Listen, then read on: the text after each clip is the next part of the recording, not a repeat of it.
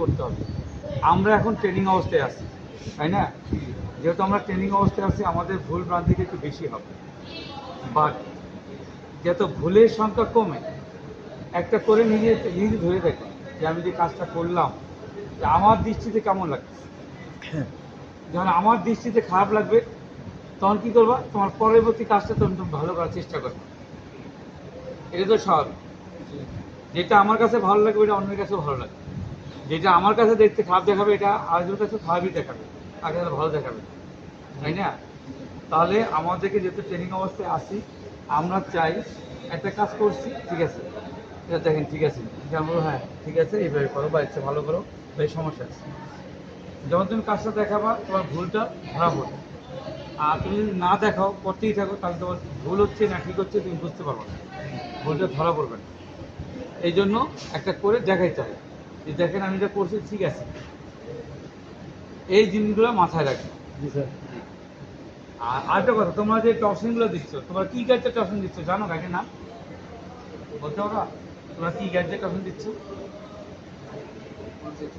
Oxygen গাড়ি। কোন সাইডের গাড়ি? অক্সিজেন বলছো, অক্সিজেন তো দুই সাইডের আছে। তোমরা কোন সাইড দিয়ে করতেছো? রাইট সাইড, মানে ডাইন সাইড। তোমরা যে এই টপসিনগুলো দিচ্ছ এটা ডাইন সাইডের গাড়ি, এটা হচ্ছে ডাইন সাইডের গাড়ি, রাইট সাইড গাড়ি, মানে 116 সিআর। এই গাড়িটার নাম হচ্ছে 116 সিআর। এই গাড়ির নামটা তোমাদের বুঝতে হবে, জানতে হবে যে কোন গাড়িতে কী কাজ করে। আর যে ছেলেটা অন ফোর দিচ্ছে সেটা হচ্ছে সিআর অন ফোর, ওই গাড়িটা হচ্ছে on four, CR on four. এটাও রাইট সাইডের গাইড, এটা হচ্ছে সিআর অন ফোর। বিভিন্ন গাইড আছে, বিভিন্ন গাইডের বিভিন্ন রকমের কাজ।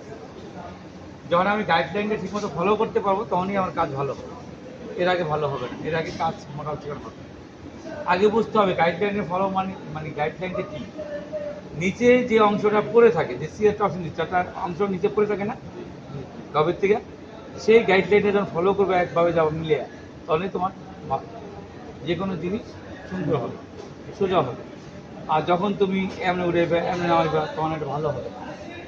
তাহলে আমাদেরকে বুঝতে হবে, গাইড সম্বন্ধে জানতে হবে, আমি কী কাজ করছি সেটাও বুঝতে হবে, প্রসেস জানতে হবে এবং গাইডও জানতে হবে। তাহলে দেন আমাদের কাছে আরও সহজ হয়ে যাবে বিষয়গুলো। কথা বুঝতে পারছো? জি স্যার। এইভাবে সবাই কাজ করবে।